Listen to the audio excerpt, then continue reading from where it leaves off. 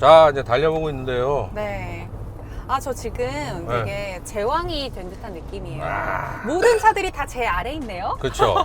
그 느낌이 네. 예전에 우리 집 글래디에이터 할 때 느낌하고 좀 비슷한데, 오, 맞아요. 네, 높이는 그런데 이제 이 차는 더 화려하니까, 네, 진짜 진정한 킹 오브 더 킹. 그니까요. 네, 느낌이고, 이 차는 우리 직전의 에비에이터가 비슷한 급이긴 하지만 조금 아래급이긴 한데, 그래도 비교를 하자면 그 차는 V6 3.0 트윈 터보인데 네. 이 차는 V8 6.2L. 아, 무려 V8. 네, 자연 느낌이다. 어. 그래서 굉장히 큰 엔진을 얹었어요. 네.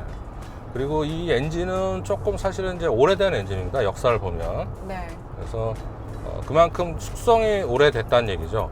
그런데 자연을 끼다 보니까 26마력. 예, 426마력밖에 안 돼요. 그러니까 최대 토크는 63. 그렇죠. 네. 그러니까 에비에이터는 이제 다운사이징을 잘 해가지고 V6 3.0 트윈 터보가 405마력인데 이 차가 배기량이 2배가 넘는데 426마력밖에 안 되니까 조금 기대보다 낮다고도 할 수가 있는데요. 그렇네요. 이렇게 밟아 보면은요. 오! 네. 오! 파워는 전혀 부족하지가 않습니다. 지금 네. 제가 드라이브 모드를 몇 가지를 해볼게요. 이게 보면 아, 이게 밟으면 확 성질이 변하는구나. 예, 여기 드라이브 모드가 보이시죠? 네. 투어 스포츠, 지금 스포츠였는데 네. 오프로드 달릴 때가 있고 그다음에 트레일 트레일. 모드는 그 캠핑카 같은 거 끌 때 아. 기본적으로 투어 모드로 달리시면 돼요. 근데 이제 아까처럼 좀 밟고 싶다. 그러면 이제 스포츠로 해야 되고 와. 제가 볼 땐 투어 모드도 네. 충분히 괜찮고요. 근데 이제 다만 밟을 때 조금 가속이 조금 소음이 크게 들려오죠. 네. 이렇게 그거는- 그냥 달릴 때는 괜찮아요. 그래서 이거 보면 이게 정숙성이 진짜 좋은 것 같아요. 네. 이게 차가 높고 큰 SUV인데 윈도우를 닫았을 때나 열었을 때랑 큰 차이가 있어요. 그래서 정숙성은 그냥 잘 잡은 편인데 다만 엔진을 가속할 때 조금 크게 들려온다. 그런 느낌이고 네. 지금 승차감 같은 경우는 이 차가 약간 좀 둥둥 떠서 달리는 느낌 있지 않나요? 네. 그죠? 둥둥. 네. 그러니까 이제 바디온 프레임이라고 프레임 위에 바디를 얹는 타입입니다. 에비에이터 같은 경우는 모노코크거든요. 일체형 차체. 네. 링컨도 이 차랑 딱 대비가 되는 경쟁 모델 있죠. 내비게이터는 바디온 프레임인데 에비에이터는 모노코크라서 상대적으로 비교를 하자면 그 차의 승차감이 조금 더 세밀하고 정교한 맛이 있다. 이 차는 상대적으로 조금 약간 나쁘게 얘기하면 헐렁헐렁하고 둥둥 떠다니는 느낌이 있긴 한데 맞는 것 같아요. 그리고 저는 예. 무엇보다도 이 차가 2.7톤이나 되잖아요. H2도 없죠. 네. 네. 그래서 그런지 몰라도 너무 무겁게 묵직하게 나아가는 느낌이 들어서 다소 좀 부담스러운 그런 느낌도 있어요. 맞습니다. 그래서 옆에 앉으셨는데 진짜 정확하게 파악을 하시네요. 역시 그 유현 씨가 지금 몇 년 됐죠? 2년 가까이 됐는데 역시. 근데 이제 이렇게 무겁다 보니까 조금 조심하셔야 될 거는 네. 브레이크 밟으실 때 작은 차 때보다는 조금 일찍 밟으셔야 돼요. 예, 그러니까 아무래도 이 차 무게가 나가는 힘이 있기 때문에 예, 제동이 잘 안 잡혀요. 그러니까 제동이 안 잡힌다기보다는 제동하는데 조금 힘이 더 들죠. 그래서 너무 가까이 붙어서 달리면 조금 위험하실 수가 있어요. 항상 안전거리를 확보하지 네네네. 않도록 바랍니다. 네. 근데 이제 바디온 프레임 타입 치고는 그래도 에어서스가 있어서 충격은 어느 정도 잘 흡수하는데 기본적인 구조적인 그런 느낌이 있다 보니까 이런 요철을 지날 때 잠깐 좀 이렇게 보면 쿵 하고 잔진동이 있죠. 네. 쿵 도도독 쿵 도도독 이런 그렇네. 느낌이 있어요. 에비에이터는 그냥 내가 유현 씨한테 승차감 물어봤을 때 이거 뭐 그냥 별 너무 편했어요. 없네요. 네. 계속 요철을 지나고 있는데 네, 예. 너무 편했어요, 진짜. 예.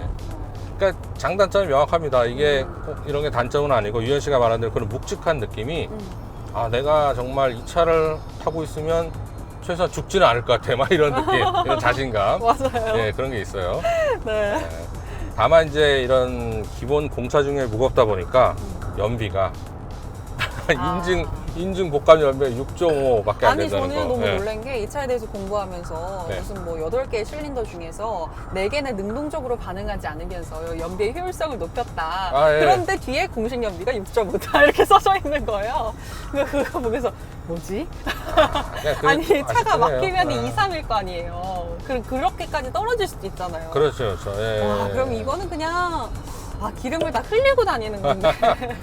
2, 3까지는 모르겠는데 하여튼 지금 트림미터에는 4.5가 찍히는데요. 아유, 지금 이 고속도로에서도 4.5면은 아유. 보통 중속 이하에서 이제 천천히 달리거나 뭐 시내 달릴 때는 8기통 중에 유현 씨가 얘기한 대로 기통을 쉬게 하는 그러니까 한자로 따지면 기통 휴지라고 합니다. 그래서 기통 휴지 기능이 있는데요. 4기통만 굴리는 거죠. 그렇게 했는데도 좀 연비가 좀 극악적인데 그래서 여기서 이제 짚고 넘어가야 될 건 뭐냐면 링컨이나 포드는 그 플러그인 모델 있잖아요. 네. 거기서 연비를 절약을 하는데 이 GM의 마인드는 뭐냐면요. 플러그인이 없어요. 네. 예전에 극히 일부 있었는데 최근에 방침을 정해서 이렇게 내연기관 위주로 하다가 바로 전기차로 넘어가자. 좀 특이하죠? 왜 그럴까요? 그러니까 이제 그게 뭐냐면 플러그인 같은 경우는 결국 내연기관과 전기차 기술이 융합된 거예요.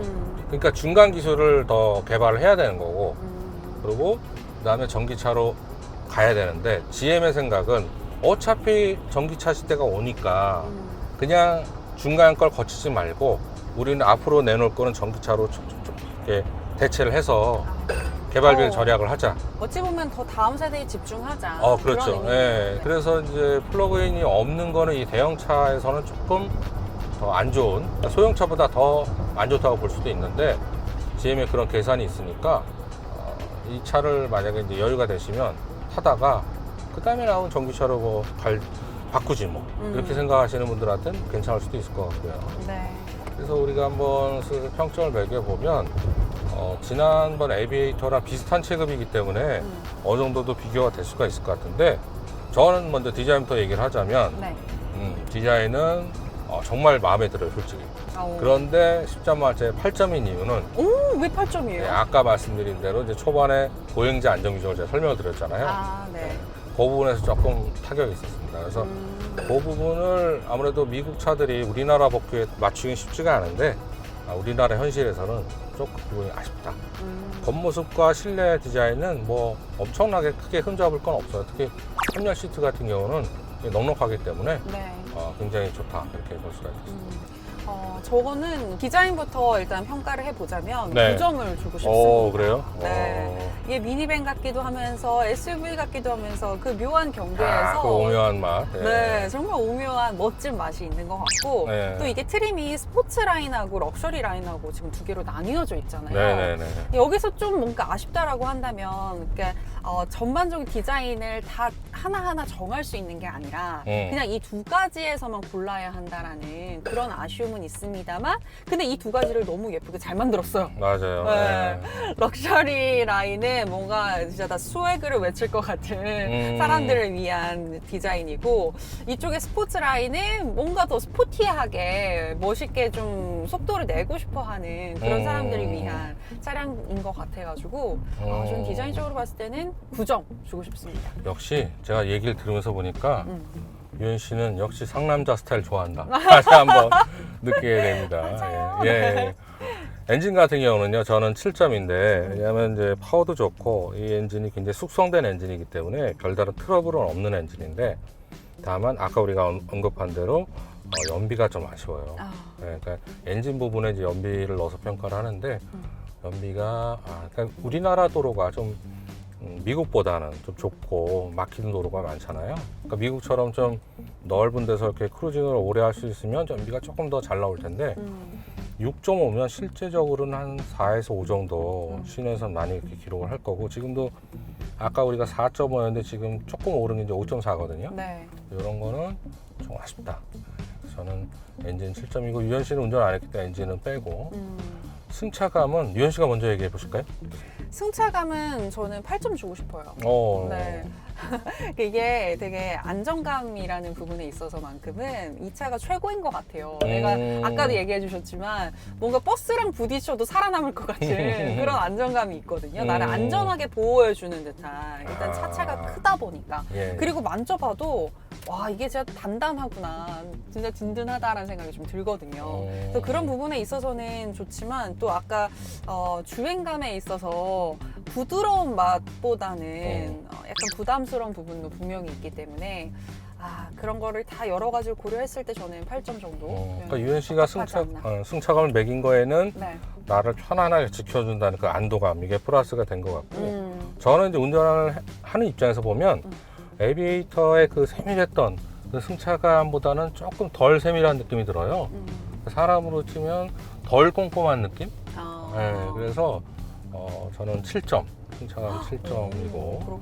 근데 저는 여기서 하나 더 이제 해보고 싶은 거는 네. 제가 알기로는 이게 멀티링크가 독립이 되어 있어가지고 네네. 리어 서스펜션이 따로 있다고 하더라고요. 네네네, 맞습니다. 네, 그래서 아마 뒤에 타고 있는 2열, 3열에 앉아 계신 분들도 편하게 타게끔 뭔가 좀 해놓은 것 같아가지고 네네. 그런 부분에 있어서는 또 나름대로는 신경을 많이 썼다.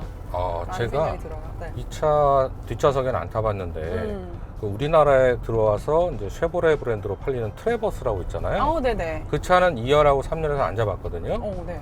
구조적으로는 이 차랑 조금 비슷한 면이 있습니다. 그래서 앉아보면 지금 유현 씨가 굉장히 정확한 외연으로 지적을 했는데 그 차 같은 경우는 뒷좌석에서도 굉장히 편하네요. 오히려 어떻게 보면 운전석보다 뒤가 더 편하다고 할 정도로. 그래요? 네, 그래서 제가 볼 때는 이 차도 앉아보지는 않았는데 아마 뒤에 앉아보면 더 편하지 않을까 그런 생각을 해봅니다. 네. 그리고 이제 이 차의 정수성은요, 괜찮습니다. 정수성은 8점인데 왜 깎였냐? 기본적으로 이렇게 지금 소음이 거의 없잖아요. 네. 굉장히 좋은데 또 이렇게 밟았을 때. 요게 좀 아쉬워요. 그러니까 엔진 자체가 이제 좀 오래된 엔진이고 하다 보니까 방음 면에서는 조금 아무래도 약점이 있어요. 그래서 이렇게 가속을 하게 되면서 점수를 따다닥 깎아 먹어서 그렇습니다. 네. 그렇군요. 저는 오히려 그게 더 장점으로 볼 수도 있을 것 같거든요. 왜냐면 그냥 이게 가솔린 엔진인데다가 워낙 정숙성이 좋다 보니까 늘 조용히만 이렇게 달리다가 네네. 한 번쯤 좀 이렇게 변하고 싶을 때 아. 밟아주는 거죠. 그렇지. 네, 그리고 이 차의 가격이 또 워낙 있다 보니까 네네네. 사실 뭐 여러 대를 구비하기보다는 하나 정도 이걸로 이렇게 쭉 타고 다니실 분들도 분명히 있을 거거든요. 네, 이제 그런 분들을 위해서 여러 가지 맛을 제공하고자 그렇게 좀 긍정적으로 해석을 해봤어요. 아니 근데 네. 오늘 제가 평점을 매기면서 계속 속으로 뜨끔한 게 네.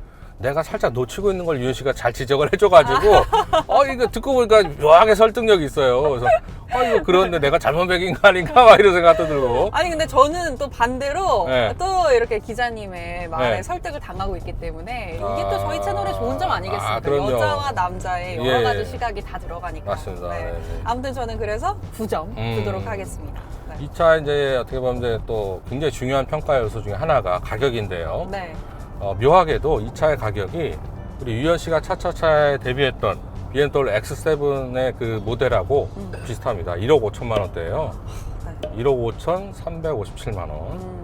그래서 이게 되게 묘한 게 뭐냐면 이 링컨 같은 경우는 위에 내비게이터가 있긴 하지만 에비에이터가 또 굉장히 중요한 판매 비중을 차지하고 있기 때문에 네. 그 차하고도 분명히 살 때 비교가 될 수밖에 없거든요. 그쵸. 근데 그 차는 1억이 안 된단 말이죠. 근데 이 차는 1억 5천만 원대고. 좀 그렇게 비교하면 좀 비싸 보이기도 하는데 X7하고 비교하면 그 차보다 훨씬 크고 넉넉한데 같은 가격이다? 그러면 또 가성비 괜찮은 것 같기도 하고 네네. 되게 헷갈리긴 한데 저는 가성비는 뭐 10점 만점에 8점 정도면 적당할 것 같아요. 가격 대비의 가치로 지금 얘기를 많이 해주셨는데 네.